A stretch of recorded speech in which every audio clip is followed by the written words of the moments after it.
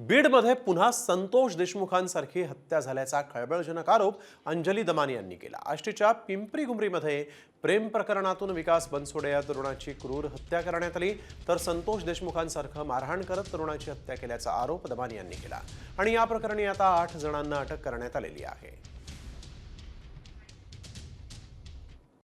Comscore नुसार आता isakal.com आहे देशातील नंबर 1 ची मराठी न्यूज वेबसाईट। प्रत्येक अपडेटसाठी isakal.com ला नक्की भेट द्या। बीडमध्ये आष्टी तालुक्यात पुन्हा अशी एक अतिशय हलवून टाकणारी अशी घटना घडली आहे। म्हणजे संतोष देशमुखचं पुन्हा रिपीट आता इथे झालेलं दिसतंय आपल्याला।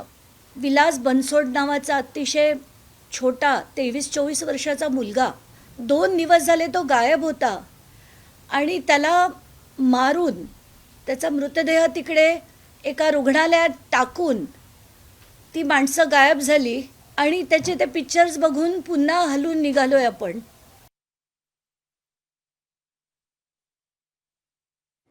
बाबासाहेब क्षीरसागर यांच्याकडे कामाला होता आष्टी तालुका